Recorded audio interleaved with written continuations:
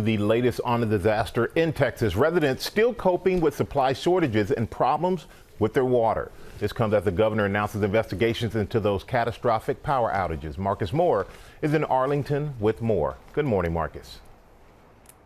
Hey, good morning, Michael. Take a look at this copper pipe. This is a 1-inch water pipe, and look at that gouge in the side. It ruptured from the freezing temperatures, and that happened throughout this church building where we are this morning, and it sent water spewing onto the ground for 9 hours last week.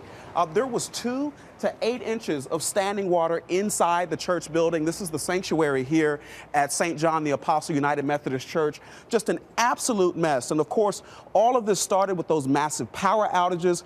And overnight, the governor pointing the finger in a statewide address.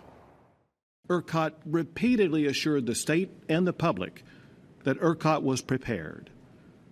Those assurances turned out to be false. Overnight, Texas Governor Greg Abbott also announcing multiple investigations into the agency that manages 90% of the state's power grid. ERCOT must be overhauled. Many of you are angry, and you have a right to be. In a board meeting Wednesday, ERCOT CEO Bill Magnus said Texas was just minutes away from a complete blackout. 6 members of the ERCOT board have now resigned in the wake of the state's power crisis. Critics highlighting that several of those members live outside Texas and are not affected by the outages. And now, the Travis County District Attorney in Austin also opening a criminal investigation into the power outages that caused so much devastation. The DA has not indicated whether the investigation would specifically target ERCOT. While most of the power has been restored and water boil notices lifted, many residents are still not in the clear. Just look at their water. Houston Public Works has received 9,400 complaints about water that looks dirty and smells fishy. It's still dirty.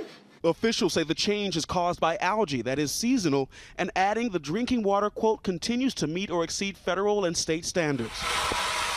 Others still don't have running water, like this apartment in Arlington, Texas. Residents forced to fill jugs from a hydrant. You have to go over there to fill up water, otherwise you can't even flush the toilet.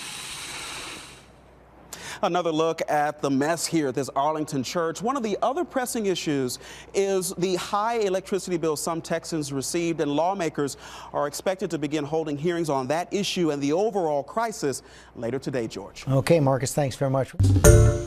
Hi, everyone. George Stephanopoulos here. Thanks for checking out the ABC News YouTube channel. If you'd like to get more videos, show highlights, and watch live event coverage, click on the right over here to subscribe to our channel. And don't forget to download the ABC News app for breaking news alerts. Thanks for watching.